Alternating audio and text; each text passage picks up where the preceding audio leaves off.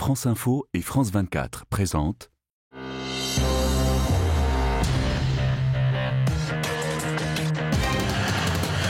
Bonjour. Des menaces proférées contre les Français, les dessinateurs de Charlie Hebdo en particulier pour leurs caricatures.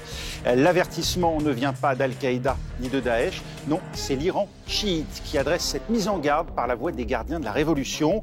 4 mois après le début des manifestations, le pouvoir iranien s'est-il trouvé en la France un nouvel adversaire à désigner? On en parle aujourd'hui avec mon confrère franco-iranien, le journaliste de l'hebdomadaire Le Point, Armin Harefi, l'hebdomadaire qui consacrait un sa une la semaine dernière justement à cette menace. Mais d'abord, retour sur ces manifestations et la terrible répression du pouvoir iranien. 4 mois après la mort en détention de cette jeune femme, Mahsa Amini, pour un voile mal porté, les Iraniennes s'inventent de nouveaux modes de contestation, comme nous le montre pour France Télévisions Diane Schlinger. Même sous la neige, les Iraniens trouvent un moyen de réclamer la liberté.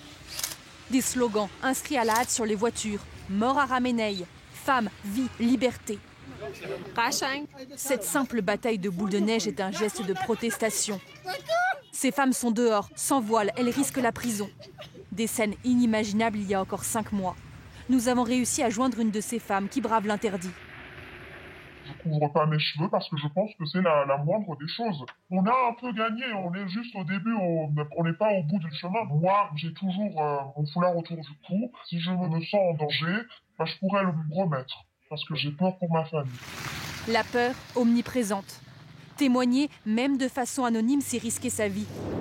Pour parler avec cette militante très impliquée dans l'organisation du mouvement, nous avons dû passer par une messagerie cryptée, dans le cabinet d'une avocate parisienne. On a décidé de changer notre façon de protester, car la répression était sauvage. On payait un trop lourd tribut. Les funérailles des condamnés à mort se transforment spontanément en tribunes politiques.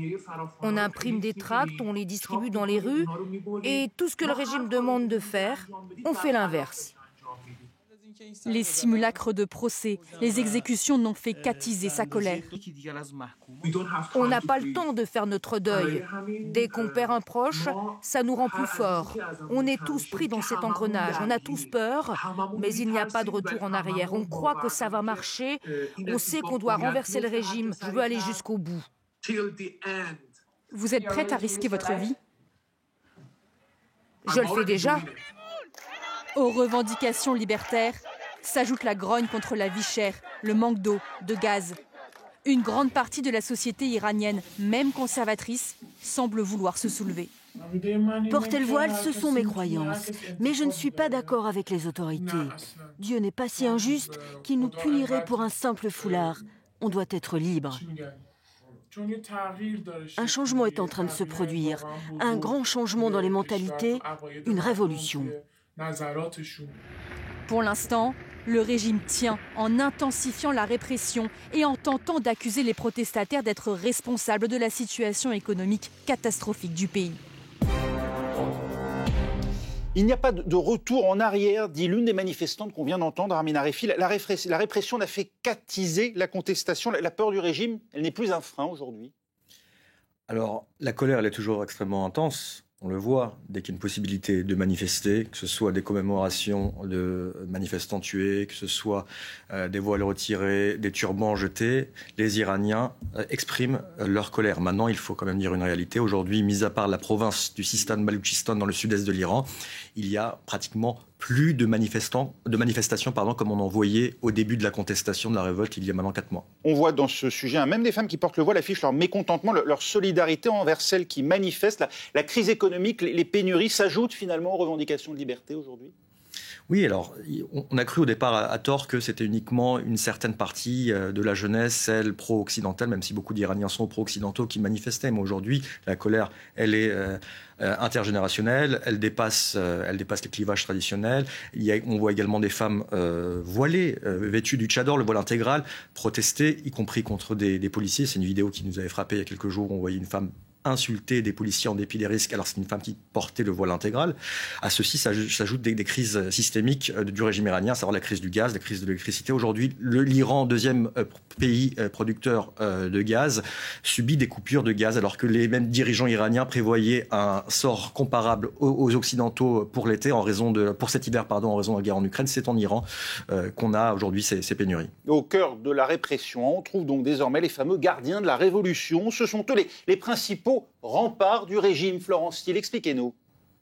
Le corps des gardiens de la Révolution a été créé en 1979 à l'arrivée des religieux au pouvoir en Iran. Alors officiellement, le corps est sous la responsabilité, sous les ordres de cet homme, le guide suprême Ali Khamenei. À l'origine, l'objectif était de protéger le système de la République islamique des menaces internes et externes. Mais rapidement, cette organisation paramilitaire s'est structurée comme une armée professionnelle. Regardez, avec un chef d'état-major avec ses 3 armées, terre, mer et air. Elle possède aussi un service d'action pour agir à l'étranger, une sorte d'armée idéologique. Et puis, à l'intérieur du pays, cette fois, il existe aussi une milice infiltrée au sein de la population, dont les miliciens sont souvent habillés en civil.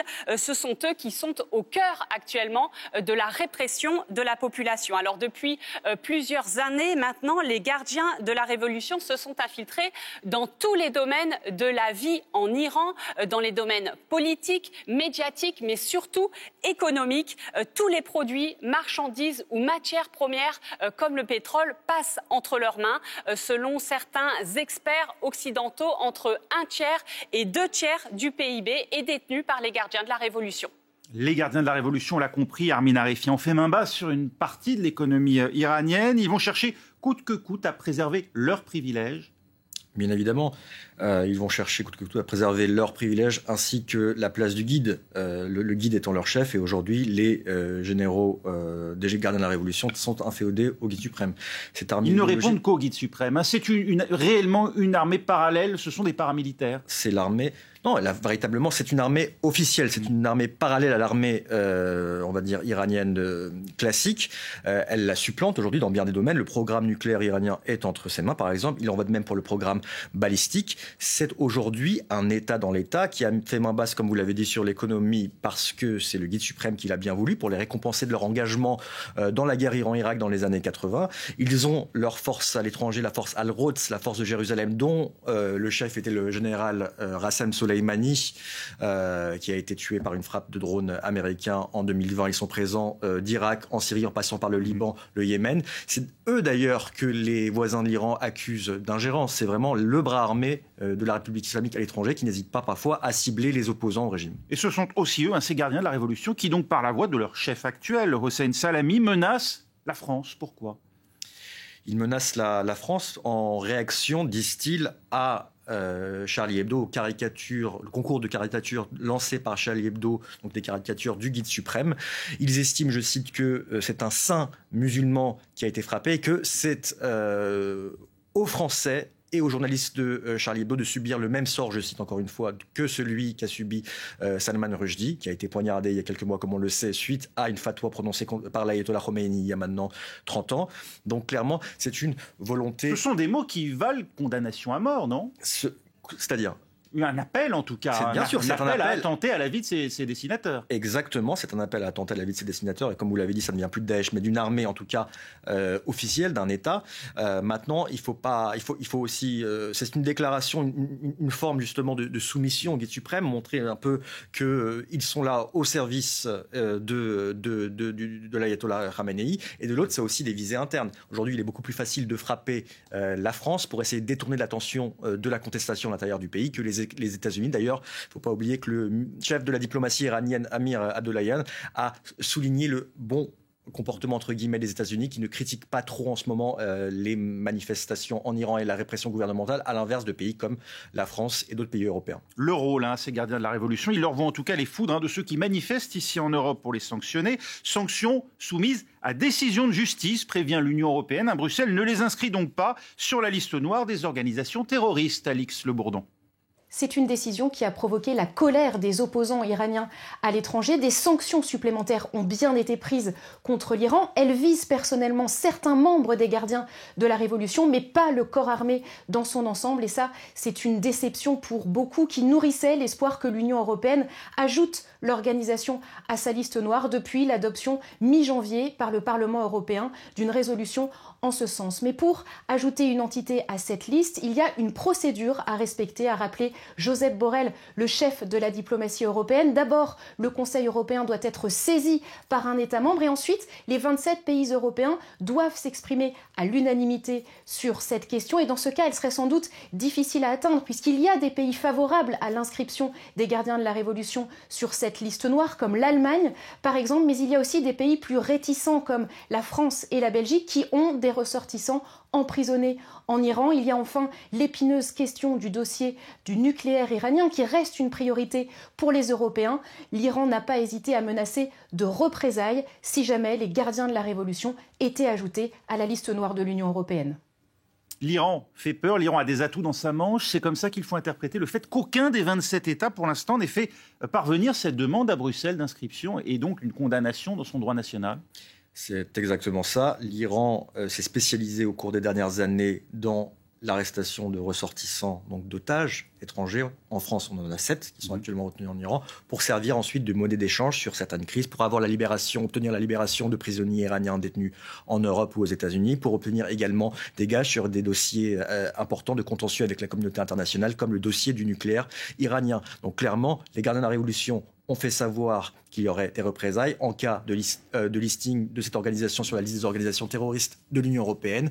On pense bien sûr à l'accord sur le nucléaire iranien. Ils ont menacé les gardiens de la Révolution de se retirer, en tout cas que l'Iran se retire du TNP, le traité de non-prolifération nucléaire. Donc ça serait la porte ouverte à la bombe atomique. Encore. Donc clairement aujourd'hui, il y a des pays qui sont favorables, comme le disait votre correspondante, comme l'Allemagne, mais il y a également d'autres pays comme la France qui sont plus réalistes. Ils ont aujourd'hui 7 otages sur place. Ils ne veulent pas couper tout lien de communication avec l'Iran parce que ces otages sont retenus par les gardiens de la Révolution et ils ne veulent pas surtout clore le dossier du nucléaire alors que l'Iran, chaque jour qui passe, se rapproche davantage de l'obtention de la bombe atomique. Les États-Unis, l'Arabie Saoudite, Bahreïn l'ont fait pourtant inscrire les gardiens de la Révolution dans la liste de leurs organisations terroristes. Pourquoi ce serait plus grave que l'Europe, finalement, à son tour, prenne la même décision? C'est une question politique. Ça a été fait, il ne faut pas l'oublier, sous Donald Trump, qui était dans une politique de pression maximale contre l'Iran. Ce n'est pas aujourd'hui la position du président français Emmanuel Macron, qui veut résoudre des crises avec l'Iran. Et pour lui, étant donné qu'il n'est pas question, en tout cas pour l'instant, d'une guerre contre l'Iran, c'est la même chose pour Joe Biden, ils veulent encore réussir à négocier avec les Iraniens. C'est pour ça qu'aujourd'hui, la priorité pour la France et beaucoup de pays en Europe, c'est la résolution du dossier du nucléaire pour que l'Iran n'ait pas la bombe. Et ça vaut bien, en tout cas, patienter, temporiser et ne pas décider pour l'instant de couper toute relation avec l'Iran. En tout cas, c'est comme ça que nous, ici, on interprète cette décision pour l'instant de ne pas prendre de décision. Voyez en tout cas comment l'armée iranienne, elle met en scène sa puissance militaire. Armée de drones suicides et de missiles balistiques de moyenne portée, elle simule la destruction d'un site d'armes de destruction massive qu'elle attribue à Israël dans un clip diffusé à des fins promotionnelles.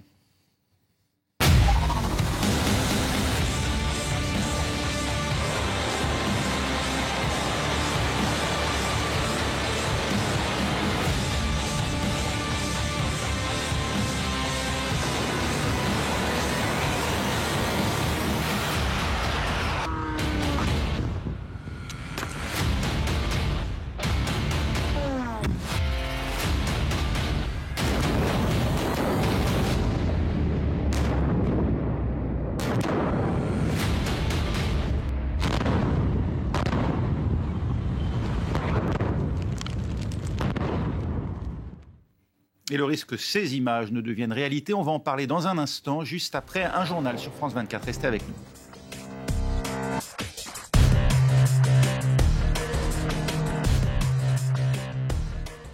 France Info et France 24 présentent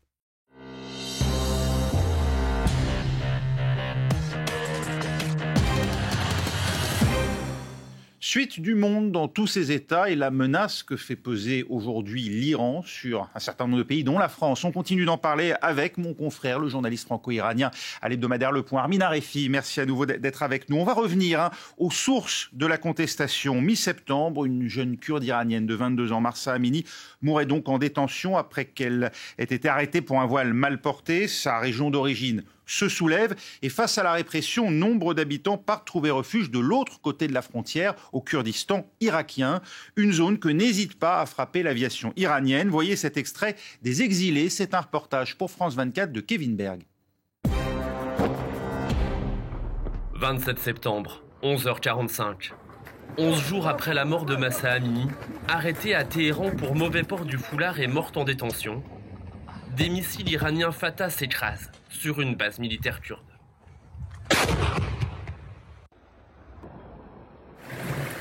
Même scène il y a quelques jours. Cette fois, ce sont des drones kamikazes iraniens qui frappent.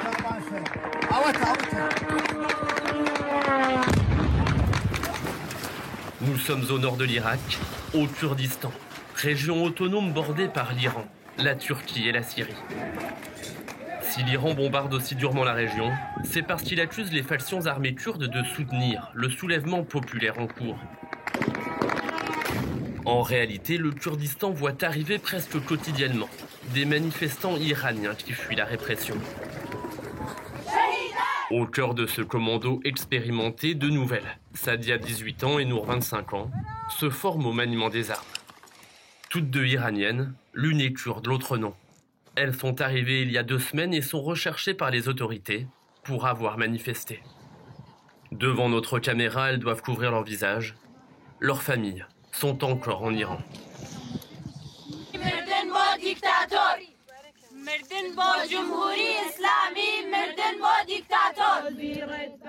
En Iran, Nour était étudiante.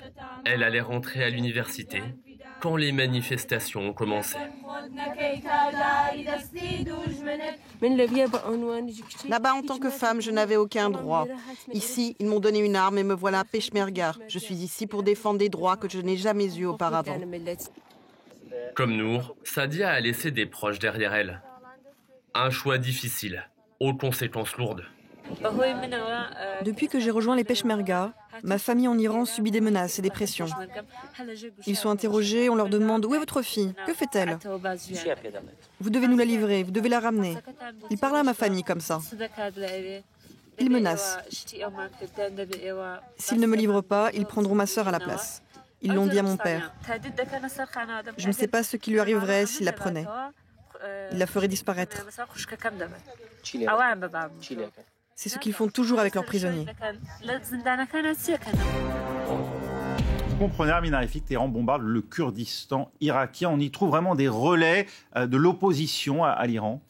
Il y a dans le Kurdistan irakien, depuis les années 80, le début de la guerre Iran-Irak, un certain nombre de groupes politiques d'opposition kurdes qui s'y sont installés à l'époque, parce qu'ils ne peuvent tout bonnement pas opérer en Iran. Certains de ces groupes sont armés, comme le PDKI, le Parti démocratique du Kurdistan iranien, ou Comella, un autre parti kurde. Alors, au fil des années, ils se sont armés, désarmés, ils ont officiellement renoncé à la lutte armée. Ils sont présents, il y a des armes qui traversent la frontière. Il y a des peshmerga qui traversent de la même manière la frontière. Maintenant, de croire que tout ce qui se passe aujourd'hui en Iran provient du Kurdistan irakien est faux. Les partis kurdes ont profité, ont soutenu en tout cas politiquement les manifestations qui au départ ont commencé notamment en marge des obsèques de Jina Mahsa Amini le 18 septembre dernier, mais ce n'est en aucun cas eux qui contrôlent ce qui se passe. Ils suivent le mouvement plutôt qu'ils ne l'instiguent. Et c'est une façon pour le régime de détourner l'attention de ce qui se passe réellement à l'intérieur du pays en jetant la faute, encore une fois, sur l'Occident, sur Israël, sur l'Amérique. Ça pose évidemment la question de l'influence iranienne. Florence Steele, elle s'étend à tout le Proche-Orient. L'Iran est le plus grand pays chiite au monde. Actuellement, 9 Iraniens sur 10 sont de confession chiite. Aujourd'hui, l'Iran étend son influence dans tout le Moyen-Orient et d'abord en Irak, longtemps ennemi historique. L'Iran est en train de s'infiltrer peu à peu dans tous les domaines politiques, économiques et religieux. En Syrie aussi, longtemps, les milices iraniennes ont été aux côtés de Bachar el-Assad pour briser la révolution et pour contrer les djihadistes de Daesh. Au Liban également, l'Iran n'est jamais bien loin du Hezbollah, organisation chiite créée en 1982 après la révolution islamique. Organisation là aussi largement soutenue financièrement et militairement par l'Iran. Enfin, un peu plus loin, plus au sud, dans la péninsule arabique, dans la guerre au Yémen, l'Iran apporte son soutien aux chiites Houthis, notamment pour contrer cette fois l'Arabie saoudite. En tout cas, depuis plusieurs mois, depuis le soulèvement de la jeunesse en Iran, eh bien, beaucoup de forces iraniennes ont été rapatriées vers le pays, notamment pour renforcer la sécurité intérieure de l'Iran. Le mouvement de contestation et la crise marquent un frein aux ambitions régionales de l'Iran ? Non, je pense que ce sont deux questions distinctes. L'Iran, depuis la Révolution, a pour but d'exporter son modèle aux pays voisins. S'il le réussit, c'est notamment grâce aux erreurs des Américains, qui aujourd'hui se sont retirés d'Afghanistan, qui sont en train de se retirer d'Irak, mais également de l'Arabie saoudite qui s'est lancée dans une guerre dévastatrice au Yémen. Et à chaque fois, l'Iran profite des erreurs des Occidentaux ou des pays arabes sunnites qui sont liés. De l'autre côté, il y a une volonté d'exporter la révolution islamique et notamment le modèle du Velayat al-Faqih, à savoir le pouvoir d'un guide suprême, d'avoir un État avec à sa tête un religieux. C'est intéressant de noter qu'en Irak, dans la tradition chiite et quiétiste, c'est-à-dire que les plus grands ayatollahs en Irak sont contre la politisation du religieux ou l'utilisation par des islamistes de la politique à des fins de gouvernance. Donc c'est vraiment un modèle que l'Iran tente d'exporter. Maintenant, force est de constater qu'elle n'y arrive pas forcément et que si elle y arrive, si elle réussit, c'est notamment grâce à une main de fer, à de l'argent du pétrole qui est utilisé dans le soutien armé à tous les groupes que vous avez cités, mais qui sont contestés dans la rue. On le voit d'Irak jusqu'au Liban, y compris par des populations chiites qui en ont marre justement de cette instrumentalisation de la religion. L'Iran a montré son savoir-faire en matière militaire jusqu'en Ukraine avec l'usage de ces drones par la Russie.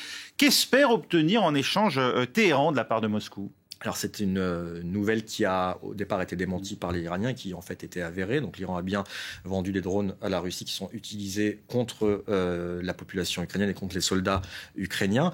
C'est-à-dire que l'Iran est aujourd'hui à nos portes, est en Europe, engagé au niveau armé, par le biais notamment des guerres dans la Révolution. Ce qu'espèrent visiblement les Iraniens, il est évident qu'il y a un deal. Alors aujourd'hui, l'Iran, qui est sous les sanctions des États-Unis et de facto les sanctions extraterritoriales des Américains qui touchent toute entreprise étrangère, aimerait avoir une expertise armée et des ventes d'armes de la part de la Russie. On parle aujourd'hui du chasseur-bombardier Su-35 qui serait vendu par les Russes. Maintenant, à ce stade, rien n'a été confirmé. Mais clairement, il s'agit d'un deal. On voit se renforcer le fameux axe Moscou, Téhéran, Pékin. Maintenant, c'est un axe qui est davantage, on va dire, militaire et politique, avec le soutien de ces deux pays au Conseil de sécurité de l'ONU, des pays qui sont membres du Conseil de sécurité et disposent d'un droit de veto, plus qu'une alliance économique où on voit très bien que la Chine doit ménager la chèvre et le chou, notamment avec d'un côté ses liens et son achat de pétrole iranien, mais de l'autre tout ce qu'elle vend et ses relations commerciales avec les États-Unis qu'elle veut en aucun cas sacrifier pour l'Iran. Donc c'est vraiment une alliance militaire qui va se poursuivre, mais pas une alliance économique. Vous évoquez en tout cas notamment ces Sukhoi 35 dont on parle. On craint que cet arsenal ne permette une montée en puissance de l'Iran du côté de Washington, où vous vous trouvez pour France Télévisions, Camille Dutin. Oui, effectivement, il y a une vraie inquiétude au sein de l'administration de Biden qui est en train de monter sur ce rapprochement entre la Russie et l'Iran. Alors c'est un rapprochement essentiellement militaire et stratégique. D'un côté, l'Iran fournit des drones kamikazes à la Russie pour combattre sur le territoire ukrainien et pourrait même aller jusqu'à fournir des missiles balistiques. Et puis de l'autre côté, en contrepartie, la Russie fournit à Téhéran de nouveaux avions de chasse, les Sukhoi Su-35. Alors il faut se dire qu'on n'a jamais vu autant d'échanges bilatéraux bilatéraux entre les deux pays d'échanges économiques. C'est forcément une alliance de circonstances puisqu'on a deux pays qui sont isolés sur la scène internationale, deux pays qui ont été très durement frappés par les sanctions internationales. Et Washington a parfaitement conscience que ces deux pays ont un ennemi commun, c'est l'Occident et particulièrement Washington. C'est pour ça qu'ici, la menace est prise extrêmement au sérieux. Le directeur de la CIA expliquait d'ailleurs que cela pourrait déstabiliser d'autres pays du Moyen-Orient qui sont alliés des États-Unis et voisins de l'Iran. Et puis le porte-parole de la Maison-Blanche a été extrêmement clair. Les États-Unis mettront tous les moyens à leur disposition pour perturber cet échange d'armement entre l'Iran et la Russie. L'Iran qui produit l'uranium enrichi à 60% dans son usine de Fordo.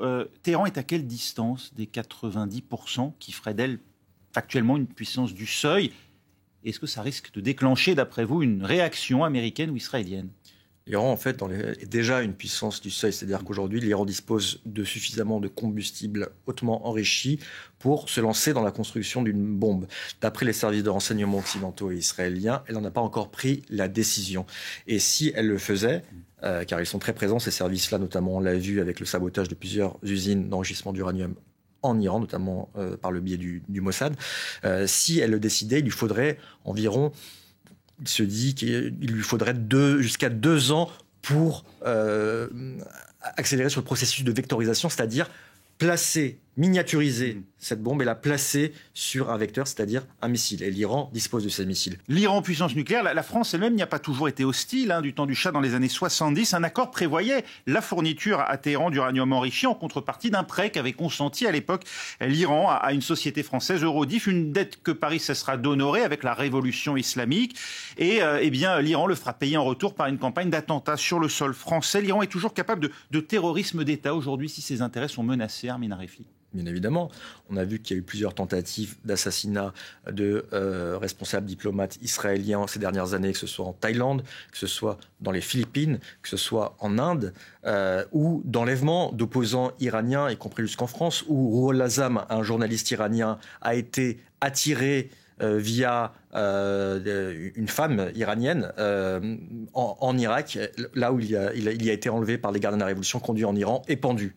Donc, bien évidemment que l'Iran est capable d'action. Pas plus tard qu'en 2018, un diplomate espion iranien a été arrêté au lendemain d'une tentative d'attentat contre un rassemblement des Moudjahidines du peuple, une organisation d'opposition à la République islamique. Donc, bien évidemment, dans des moments de grande tension avec l'Occident, l'Iran est capable du pire. C'est la raison pour laquelle il ne faut pas prendre à la légère les menaces proférées par le chef des gardiens de la Révolution. On a vu que dans les années 80, l'Iran pouvait mener par le biais de groupes affiliés des attentats, jamais directement, mais via des groupes affiliés, des attentats jusque sur le sol français. Il y a ces prises d'otages aussi.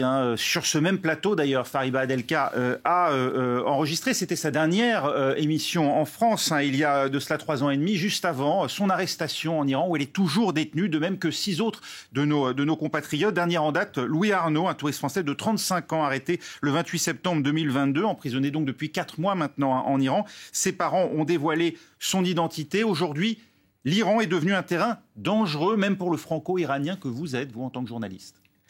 En tant que journaliste, bien évidemment, parce que l'Iran s'est fait une spécialité au cours des dernières années d'arrêter des binationaux et de prétexter le fait qu'en Iran, ils sont reconnus uniquement comme iraniens pour faire pression ensuite sur la France sur d'autres questions. C'est le cas aujourd'hui avec Fariba Adelka, Benjamin Brière, Cécile Collère, Jacques Paris et maintenant Louis Arnaud, ainsi que Bernard Fellan qui est dans un état de santé, un franco-irlandais qui est dans un état de santé extrêmement préoccupant. Donc bien évidemment que c'est dangereux, que le moment n'est pas venu aujourd'hui, y compris pour des touristes, de se rendre en Iran, parce qu'on voit très bien que les autorités, les gardiens de la Révolution ne reculent devant rien pour arrêter des Français, pour ensuite obtenir soit la libération d'espions ou de ressortissants iraniens à l'étranger, ou alors d'obtenir des gages sur un tas de dossiers de contentieux. L'Ukraine, on en a parlé, mais également le nucléaire, parce que l'Iran va droit devant vers la bombe atomique, ainsi que d'autres questions régionales, car l'Iran est accusé par les pays voisins de la région d'ingérence. Ils sont présents jusqu'au Liban. L'arc chiite qu'on appelle, mais qui est avant tout un arc politique de la République islamique pour essayer de marquer son emprise sur tout le Moyen-Orient. Merci Armin Arifi d'avoir été avec nous. C'est la fin de cette édition. Merci de l'avoir suivie. Elle est évidemment à revoir, comme chaque semaine, sur nos sites franceinfo.fr, france24.com. Rendez-vous la semaine prochaine pour Le Monde dans tous ses états.